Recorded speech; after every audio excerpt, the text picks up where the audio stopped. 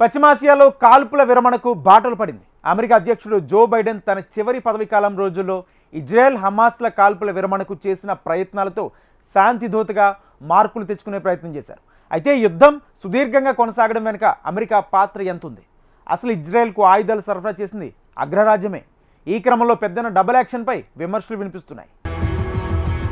పశ్చిమాసియాలో ప్రపంచమంతా ఎదురు చూస్తున్న విరమణ ఒప్పందానికి సమయం దగ్గర పడింది. ఆదివారం ఉదయం ఇజ్రాయెల్ హమాస్ మధ్య కాల్పుల విరమణ ఒప్పందం అమల్లోకి వస్తుందని ఖతార్ విదేశాంగ శాఖ తెలిపింది. 2023 అక్టోబర్ 7 తర్వాత పశ్చిమాసియాలో పరిస్థితులు ఒక్కసారిగా వేడెక్కిపోయాయి. హమాస్ పై ఇజ్రాయెల్ ప్రతీకార దాడికి దిగింది. హమాస్ కు మద్దతుగా హెజ్బల్లా, హూతీ ఉగ్రవాదులు ఇజ్రాయెల్ పై బాంబులతో విరుచుకుపడ్డారు.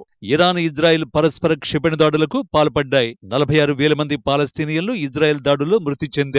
దాదాపు 15 నెలల యుద్ధం తర్వాత ఇరువైపులా శాంతి కోసం ప్రపంచ దేశాలు తీవ్ర ప్రయత్నాలు చేశాయి. అమెరికా చొరవతో కాల్పుల విరమణ కోసం ఈజిప్ట్, ఖతార్ ఇరు పక్షాలతో చర్చలు జరిపాయి. ఇందులో అమెరికా అధ్యక్షుడు జో బైడెన్ పాత్ర కీలకంగా మారింది. తొలి విడతగా 6 వారాల్లో బందీల మార్పిడి ప్రక్రియ పూర్తి చేయనున్నట్లు ఆయన చెప్పారు.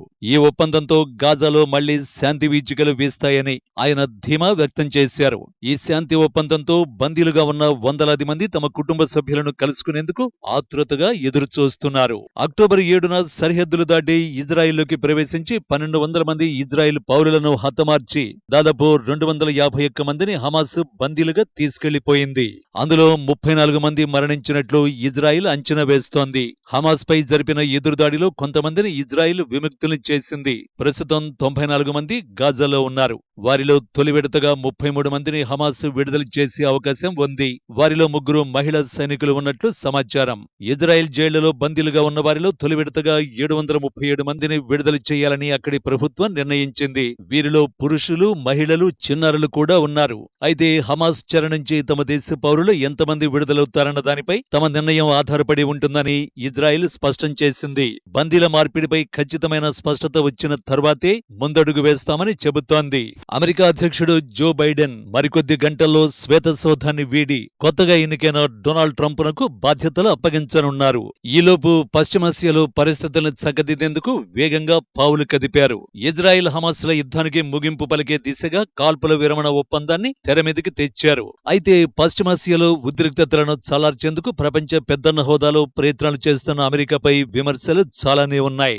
ఇజ్రాయెల్ హమాస్ల మధ్య సాగిన యుద్ధం వెనుక అమెరికా పాత్ర స్పష్టంగా కనిపిస్తుంది. ఈ క్రమంలో విదేశాంగ శాఖ మంత్రి యాంటోనీ బ్లింకెన్ కు తన చివరి ప్రెస్ మీట్ లో చేదు అనుభవం ఎదురైంది. ఈ సమావేశంలో గాజా యుద్ధాన్ని కవర్ చేసిన జర్నలిస్టులు బ్లింకెన్ పై తీవ్ర విమర్శలు చేశారు. గాజాలో 15 నెలల యుద్ధం నేపథ్యంలో అమెరికా అధ్యక్షుడు బైడెన్ తీసుకున్న నిర్ణయాలను వారు తప్పుపట్టారు.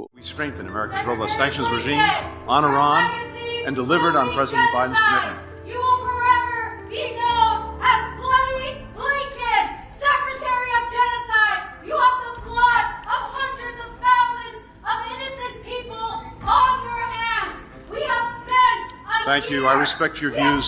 Please allow me to share mine. Thank you. Appeal to your humanity. In front of your house, we've written you letters. We've held car rallies. The blood of innocent civilians, of children, is on your hands. ప్రపంచంలోనే సాంకేతికంగా అత్యాధునికమైన మిలిటరీని నిర్మించడంలో Israel కు సహాయపడింది America. ఆ దేశానికి అతిపెద్ద ఆయుధాల సరఫరాదారు కూడా. Stockholm international peace research institute అందించిన వివరాల ప్రకారం 2019-2023 మధ్య ఇజ్రాయెల్ ప్రధాన ఆయుధ దిగుమతుల్లో అమెరికా వాటా 69%. తాజాగా అమెరికా అధ్యక్షుడిగా బైడెన్ పదవీకాలం చివరి రోజుల్లో ఇజ్రాయెల్ కు $8 బిలియన్ విలువైన ఆయుధాలను విక్రయించాలని యోచిస్తున్న విషయాన్ని అమెరికా విదేశీ వ్యవహారాల శాఖ కాంగ్రెస్ కు తెలిపింది. ఇందులో గగనతల క్షిపణులు, హెల్ఫైర్ క్షిపణులు, ఆర్టిలరీ షెల్స్, బాంబులు ఉన్నాయి. గత ఏడాది ఆగస్టులో $20 బిలియన్ యుద్ధ విమానాలు, ఇతర సైనిక పరికరాలను ఇజ్రాయెల్ కు విక్రయించడానికి అమెరికా ఆమోదించింది. గాజాలో యుద్ధంలో అనేక మంది పౌరులు మరణిస్తున్న కారణంగా ఇజ్రాయెల్ కు సైనిక మద్దతును నిలిపేయాలనే పిలుపును పెద్దగా పట్టించుకోలేదు. బైడెన్ అమెరికా అధ్యక్షుడిగా తప్పుకునే లోపు ట్రంప్ బాధ్యతలు స్వీకరించే ముందు ఇజ్రాయెల్ కు ఇదే చివరి ఆయుధ విక్రయ సరఫరా కానుంది. ఇజ్రాయెల్ అమెరికా బంధం దృఢమైనదని బైడెన్ తరచుగా అభివర్ణిస్తూ ఉండేవారు. అయితే యుద్ధంలో ఇజ్రాయెల్ దూకుడు అగ్రరాజ్యానికి ఇబ్బందులు తెచ్చిపెట్టింది. ఇరాన్, లెబనాన్ మీద ఇజ్రాయెల్ జరిపిన దాడుల వెనుక అమెరికా అందించిన ఆయుధాల పాత్ర చాలా ఉంది. ఇరాన్ ప్రతి దాడులకు సిద్ధమైనప్పుడు ఇజ్రాయెల్లో అత్యాధునిక గగనతల రక్షణ వ్యవస్థను మోహరించనున్నట్లు అమెరికా ప్రకటించింది. దీంతో అగ్రరాజ్యం తన సైనిక సిబ్బందిని ఇజ్రాయెల్ నుంచి దూరంగా ఉంచాలని ఇరాన్ హెచ్చరించింది. ఇజ్రాయెల్కు అమెరికా రికార్డు స్థాయిలో ఆయుధాలను అందజేస్తోందని అంతకుముందు ఇరాన్ ఆరోపించింది. గాజాపై భారీ ఎత్తున జరిపిన దాడులలో అపార ప్రాణ నష్టం, విధ్వంసం తర్వాత అమెరికా ఇజ్రాయెల్ను కట్టడి చేసేందుకు ప్రయత్నాలు మొదలుపెట్టింది. రఫాలో ఇజ్రాయెల్ భారీ భూతల ఆపరేషన్తో ముందుకు వెళ్తోందనే ఆందోళనతో గత ఏడాది ఆయుధాల సరఫరాను నిలిపేసినట్లు అమెరికా ప్రకటించింది. పశ్చిమాసియాలో యుద్ధం వెనుక అమెరికా పాత్ర సుస్పష్టంగా కనిపిస్తోంది. హమాస్తో పాటు హెజ్బొల్లా, హూతీ ఉగ్రవాదుల్ని నిర్మూలించే క్రమంలో గాజా, ఇరాక్, లెబనాన్ల మీద భారీ ఎత్తున ప్రయోగించిన ఆయుధాలు అగ్రరాజ్యం అందించినవే.